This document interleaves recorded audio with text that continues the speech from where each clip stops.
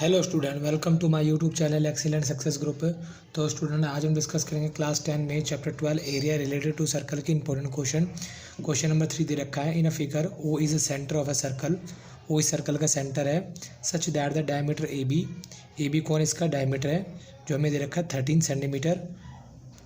ठीक है, ए सी हमें 12 दे रखा है, ए सी 12 सेंटीमीटर है। बी सी को ज्वाइन किया गया है। Find the area of related region, जो शेडेड पोर्शन यानी कि जो मैंने शेड किया है इस वे वाले का मुझे एरिया बताना है। एरिया बताने के लिए सिंपल सा कंसेप्ट है कि जो मेरा ये सेमी सर्कल है, अगर इस सेमी सर्कल में से मैं इस ट्रायंगल को माइनस कर दूँ तो मेरे शेडेड रीजन आ जाएगा। बट एरिया ऑफ ट्रायंगल निकालने के लिए मेरे को क्या चाहिए, बेस और हाइट चाहिए। अगर किसी सेमी सर्कल में कोई ट्रायंगल बनता है तो वो ऑलवेज राइट ट्रायंगल ही होता है। ठीक है, तो पाइथागोरस का यूज़ करते मैं इसके बेस को निकाल लूँगा। तो मैं लिखूँगा यहाँ पे triangle in semicircle is always right triangle। ठीक है, हमेशा क्या बनाएगा, वो राइट ट्रायंगल बनाएगा, जिसकी वजह से मेरा ए बी सी पर होगा 90 डिग्री। ये मैं दे रखा 13 सेंटीमीटर, ये दे रखा 12 सेंटीमीटर। तो हम क्या निकालेंगे, बी सी निकाल लेंगे। मैंने लिखा in triangle A B C. Triangle A B C में फॉर्मूला होता है हाइपोटेन्यूज का स्क्वायर, बेस का स्क्वायर प्लस में परपेंडिकुलर का स्क्वायर। हाइपोटेन्यूज मेरी कितनी है 13, बेस मेरा कितना है BC एंड परपेंडिकुलर कितना है मेरा 12। 13 को 13 से मल्टीप्लाई किया कितना आया 169। BC का BC, 12 को 12 से मल्टीप्लाई किया 144। प्लस का है ट्रांसपोज की तरह इसका हो जाएगा माइनस का BC। स्क्वायर हटेगा तो सामने वाले पे क्या आ जाएगा अंडर रूट। 169 में से 144 को माइनस किया तो ये मेरा है 25 का अंडर रूट होता है 5 सेंटीमीटर। तो यानी कि मेरा BC निकल के आ गया। अब मुझे एरिया बताना है शेडेड पार्ट का, शेडेड रीजन या शेडेड पार्ट। तो जिसके लिए क्या करूँगा, मैं एरिया निकालूंगा सेमी सर्कल का। ठीक है, सेमी सर्कल में से माइनस कर दूंगा एरिया ट्रायंगल ABC का। अब सेमी सर्कल के एरिया निकालने फॉर्मूला होता है पाई आर स्क्वायर बटे में 2। एरिया ऑफ ट्रायंगल का फॉर्मूला होता है 1/2 बेस इंटू हाइट। तो पाई, क्वेश्चन के अंदर अगर पाई की वैल्यू दे रखी हो तो हमें वही यूज़ करनी है। ठीक है, तो इस क्वेश्चन में हमें पाई की वैल्यू गिवन थी, मैंने लिखा नहीं 3.14।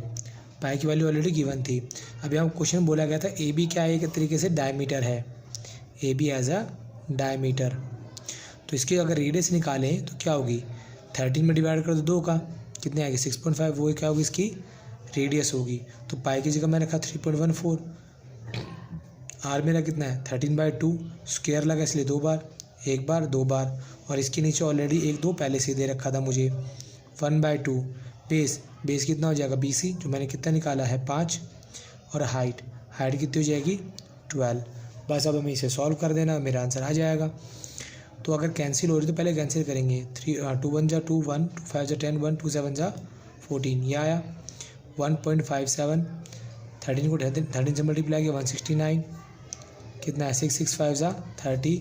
इन दोनों को मल्टीप्लाई कर देंगे, 2 2 जा 4, वो भी इसके नीचे है तो वो भी एज इट इज आ जाएगा। इन दोनों को मल्टीप्लाई करेंगे तो आएगा 265.33 डिवाइड बाय 4 माइनस का 30। अब 265.33 में डिवाइड देंगे 4 का, तो 4 का डिवाइड देने पे आएगा ये 66.3325 माइनस 30। अब पॉइंट के बाद नॉर्मली 2 डिजिट की वैल्यू मानी जाती है, तो 66.33 मैंने 2 डिजिट ले लेता हूँ माइनस का 30। अब 66.33 में से मैंने माइनस किया 30 को, तो मेरा आ गया 36.33 सेंटीमीटर स्क्वायर। और इसी के साथ मेरा क्वेश्चन नंबर 3 यहाँ पे कंप्लीट होता है। तो अब हम डिस्कस करेंगे क्वेश्चन नंबर 4। तो पहले मैं उसे वहाँ पे नोट कर देता हूँ। तो स्टूडेंट क्वेश्चन नंबर 4 मैंने यहाँ पे नोट कर दिया है। बोला गया है in figure find the area of a shaded region enclose the between the 2 concentric circle radii 7 centimetre and 14 centimetre. यानी कि 2 सर्कल बनाए गए एक ही सेंटर को मानते हुए। पहले वाला जो सर्कल है जिसे मैं मान लो C1 नाम दे देता हूँ, दूसरे वाले को C2। C1 की रेडियाई है 7 और C2 की रेडियाई है 14। अगर एंगल AOC 40 डिग्री हो तो बताओ शेडेड रीजन का एरिया क्या होगा। तो यहाँ पे सबसे पहले जो गिवन है मैं वो लिख देता हूँ, रेडियस ऑफ C1 जिसको मैं स्मॉल से डिनोट कर देता हूँ, कितनी है 7 centimetre. Similarly radius of C2 जिसको मैं कैपिटल R से डिनोट कर देता हूँ, वो हमें दे रखी है 14 सेंटीमीटर। ठीक, मान लो अगर ये सवाल इस तरीके से ना हो के कुछ ऐसा होता, जैसे मान लो मेरा पहला सर्कल और ये दूसरा सर्कल, जो NCERT बुक है उस NCERT बुक में कुछ इस तरीके से इसको बनाया गया है, O B A D and C, उसमें ये वाला एरिया को शेडेड किया गया है, जिसमें मैंने आपको पहले बताया था कि ये एक तरीके से क्या बन रहा है, सेक्टर बन रहा है, माइनर सेक्टर। तो हम क्या करते, OAC में से माइनस कर देते OBD को, तो ये मेरा वाला एरिया आ जाता। यहाँ पर एंगल कौन सा लेंगे, ये वाला लेंगे 40 डिग्री वाला, जब माइनर सेगमेंट की बात कर रहा होता है, माइनर सेक्टर की। बट यहाँ पर बात हो रही मेजर की, क्योंकि बाकी का सारा जितना हिस्सा बचता है वो मेजर बचता है। तो मेजर लेने के लिए एंगल भी मुझे मेजर ही ज़रूरत पड़ेगी। यहाँ एंगल 40 दे रखा, बट ये तो ब्लैंक है, इसका मुझे एरिया नहीं चाहिए। मुझे तो जो रेड कलर का मैंने शेड किया मेरे को वो चाहिए, और वो हिस्सा जाता है मेजर के अंदर, मेजर सेक्टर। सर्कल है ये वाला, इस सर्कल के अंदर जो अंदर का हिस्सा आता है ये वाला, ये होता है माइनर सेगमेंट, और जो बाहर का जितना बच जाता है ये होता है मेजर सेक्टर। ठीक है, तो मेरा जो एरिया है वो मेजर सेगमेंट का है, तो उसके लिए मुझको एंगल भी क्या चाहिएगा, मेजर सेगमेंट का ही चाहिएगा। तो यहाँ लिखूँगा मैं angle of major sector C1 and C2। दो मेरे सर्कल है C1 C2, दोनों का मेजर सेक्टर कैसे निकलेगा, टोटल पूरा एक सर्कल होता है 360 डिग्री का, हमें अंदर वाला दे दिया 40 डिग्री, माइनस कर दिया तो एंगल कितना आया 320 डिग्री। निकालने का तरीका अभी भी वही रहेगा कि हम सेक्टर में से, बड़े वाले में से छोटे वाला माइनस कर देंगे। तो यहाँ पे मैं क्या लिखूँगा, एरिया शेडेड पार्ट या शेडेड रीजन, तो एरिया लिखूँगा मेजर सेक्टर ऑफ C2 में से माइनस कर दूंगा area major sector of C1, यानी बड़े वाले सर्कल में से, इसे तो जाओ भूल, ठीक है, मेजर सेक्टर की बात करते हैं।